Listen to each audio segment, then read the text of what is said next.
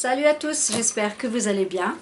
Alors aujourd'hui j'aimerais vous parler de livres, donc c'est la vidéo Le temps des livres, et je commence la collection des grimoires de Saba. Alors j'aimerais vous présenter aujourd'hui ce magnifique ouvrage de Katie Oren Ferrella.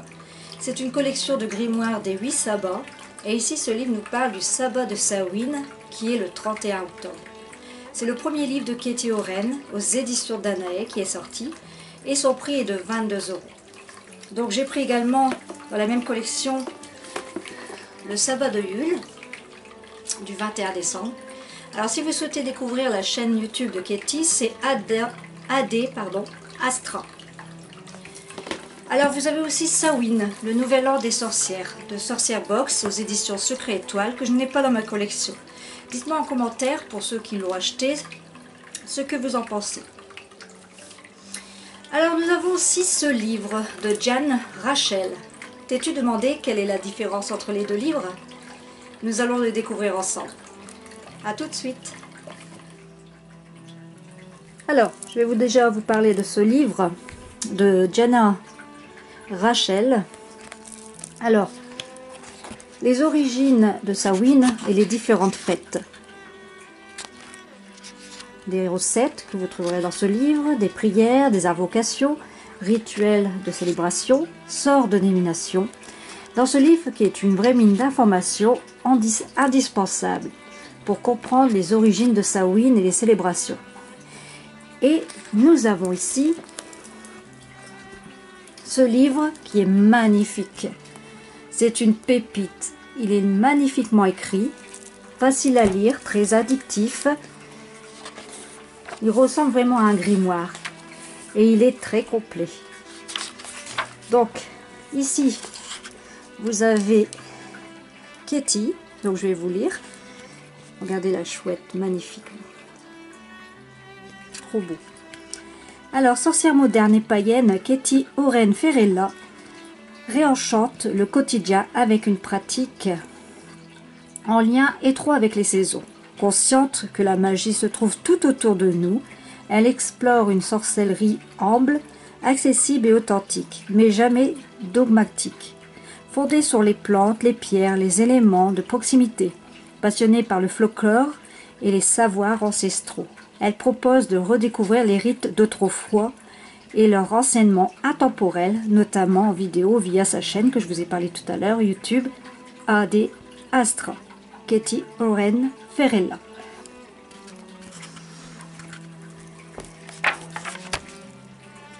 Donc ici, nous commençons par le sommaire. Voilà.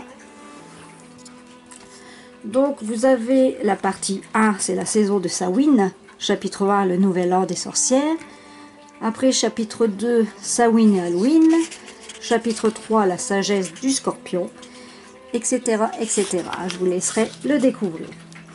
Alors, vous voyez, il y a pas mal de chapitres. Elle vous parle aussi de travailler avec les ancêtres. Même les illustrations sont magnifiques. J'adore. Bienvenue dans l'univers de Samhain. Ça, je vous laisserai lire.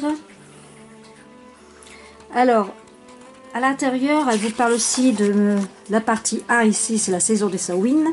Donc la roue de l'année païenne,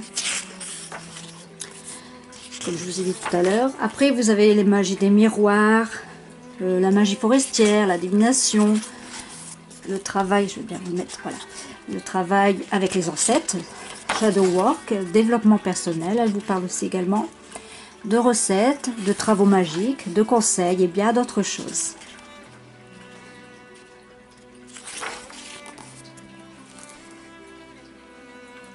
Alors, elle vous parle aussi de Jack aux lanternes. Comment fabriquer une citrouille. Elle vous explique tout, hein, comment la vider, la dessiner, la découper, c'est formidable. Alors ici, le chapitre 3, nous avons la sagesse du scorpion. C'est la saison astrologique de Samhain. Et voici le magnifique dessin. Trop joli.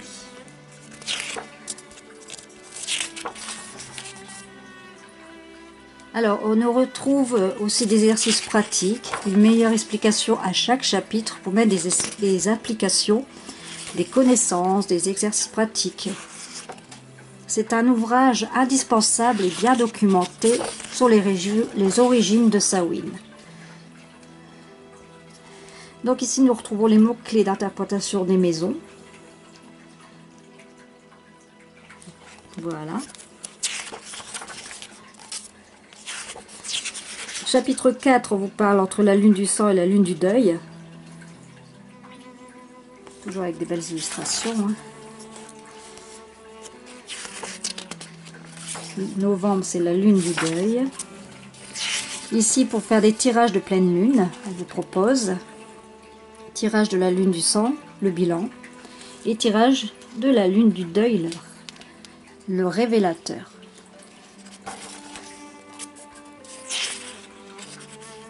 Partie 2, le folklore. Alors, en revenant à ces deux livres, pour moi, les deux livres se complètent. Et vous, lequel avez-vous choisi? Regardez ça, le corbeau, magnifique. Être une sorcière. La sorcière ne saurait être définie précisément, car il y a sûrement autant de pratiques différentes qu'il y a de sorcières. Mais laissez-moi partager avec vous ce qui me semble être, à mon sens, et cela n'engage que moi. Le fil d'or qui les relie entre elles, du moins aujourd'hui, donc on parle de la pratique. Une sorcière est une pratiquante de la sorcellerie et des autres arts occultes. Qu'elle soit débutante ou déjà dans une pratique avancée, la sorcière passe à l'action. Elle expérimente dans le concret des sortilèges et ne reste pas uniquement dans la théorie. La responsabilité. Une sorcière est une personne qui se sait responsable de ses actes, de ses paroles et de sa vie. Elle ne cherche pas à rendre les autres coupables de ce qu'elle éprouve. Elle assume la responsabilité de ce qu'elle fait et de là où elle se trouve. Elle contemple les différentes parties d'elle-même et intègre aussi bien sa part de lumière que sa part d'ombre. Indépendance. Une sorcière est une personne qui s'est émancipée, car elle ne laisse pas définir ni enfermer par le regard ou les croyances des autres à son égard. Elle ne remet pas son pouvoir entre les mains de quelqu'un d'autre, car elle est sa propre autorité. Elle se sait capable d'agir et de prendre des décisions par elle-même. Pouvoir créateur. Une sorcière est une personne qui a conscience du pouvoir qui réside en elle, en ses paroles, dans sa nature, en se mettant à l'écoute du monde et en prenant le temps d'en apprécier les vibrations et les subtilités. Elle a appris en manière d'énergie et de la diriger afin de modifier la réalité si elle le souhaite. Elle a confiance en son pouvoir, grâce à lui, elle crée. Abracadabra.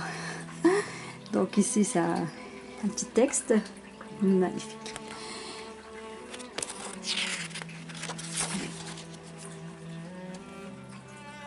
Là, elle vous parle de la chasse aux sorcières à l'écoféminisme et la sorcière moderne. Alors, la pratique, s'engager sur sa voie, se choisir un nom de sorcière Samhain, ça c'est pas mal. Quelques outils pour aider à trouver votre nom.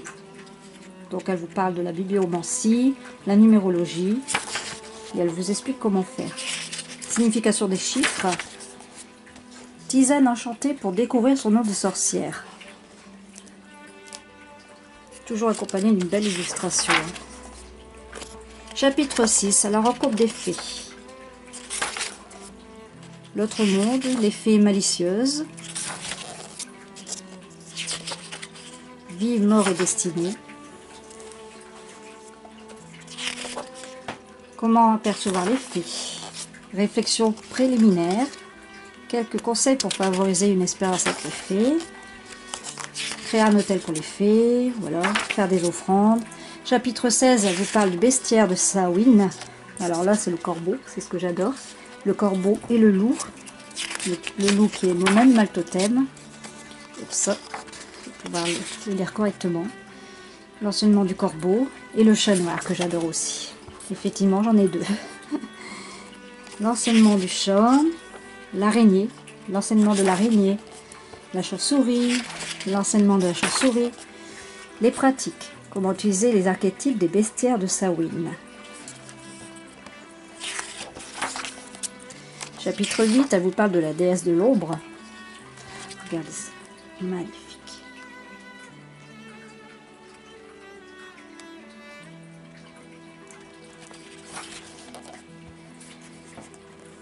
Chéridwen, reine des métamorphes.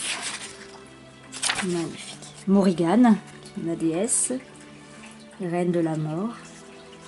Oh, vous direz ce que je vous ai présenté sur mon hôtel. Le crâne avec son corbeau. Un signe peut-être de Morrigan.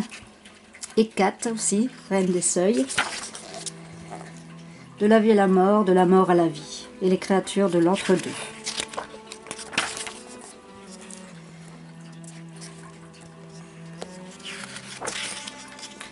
Elle vous parle aussi du vampire comme archétype de la transgression. Eh oui. Chapitre 3, elle vous parle des préparatifs. Créer un espace sacré. Chapitre 10, donc l'autel, elle vous parle. L'autel de Samhain. Fonction de l'autel. Rendre hommage aux ancêtres et aux aînés disparus. Prier, faire des offrandes, rituels des sortilèges, les divinations. Et l'emplacement, ouest ou nord. Elle vous explique tout, hein. Ou bien le sud. Vous le voyez, il n'existe pas de vérité absolue. Et vous pourriez ne pas avoir la possibilité ou l'envie de modifier l'orientation de votre hôtel. C'est parfait aussi. Donc la consécration de l'hôtel, ça c'est important. Je vous en ai parlé dans une autre vidéo. Les couleurs de Samhain. Voilà. Magnifique. Voilà. Ici, elle vous parle de la laboratorite.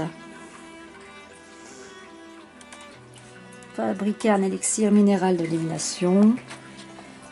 Chapitre 13, l'herbier Samhain. Bon, je vais casser parce que sinon la vidéo va durer assez longtemps. Voilà, je vous laisserai le découvrir si vous l'avez procuré. Mais c'est un magnifique grimoire, hein. Franchement, j'adore. Ce que la peur a à me dire.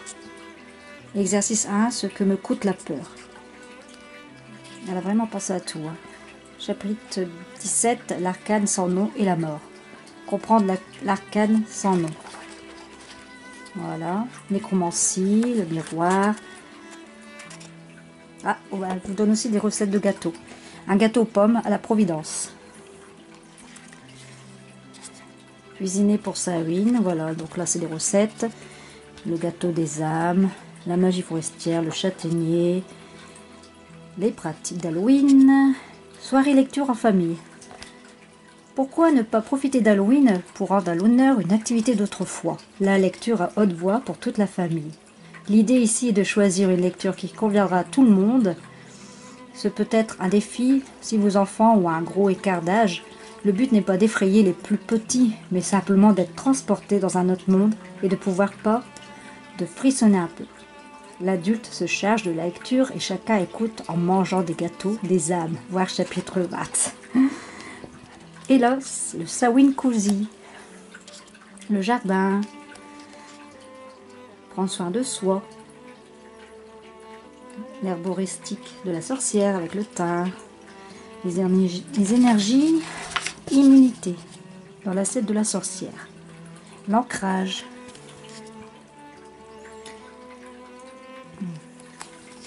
Et là encore, vous avez des recettes. Ici, vous avez la fabrication du miel aux plantes.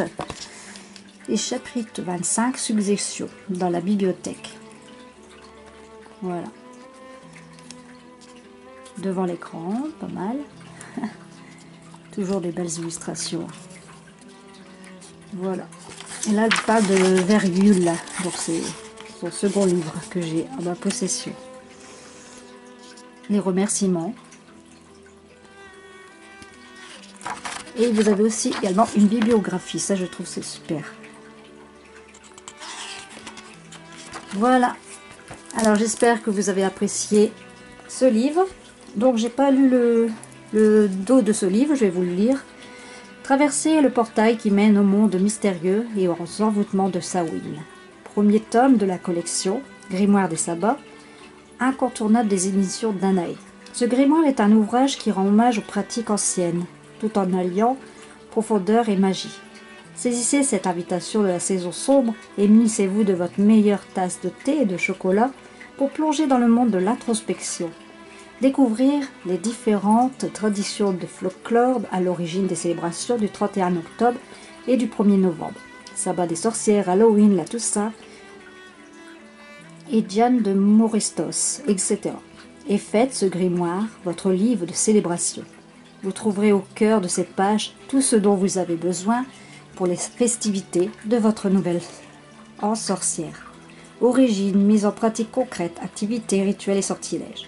Que vous soyez païen ou païenne, sorcière ou sorcière, ou bien simplement curieux, laissez-vous charmer par le monde fascinant de Samhain, que l'on connaît aussi sous le nom intrigant de Nouvel An des sorcières. Voilà, la collection des grimoires de sabbat, tome 1, Samhain, une collection autour des 8 sabbats de la roue de l'année. Et il y a 22 €. C'est le sabbat que j'aime le plus, entre les 8. Voilà, c'est celui de Samhain. Voilà, j'espère les amis que vous avez apprécié cette découverte de ce livre. Dites-moi en commentaire ce que vous avez pensé, si vous l'avez procuré, si vous avez aimé. Voilà. Et je vous souhaite une bonne journée à vous tous. Prenez soin de vous. Ciao!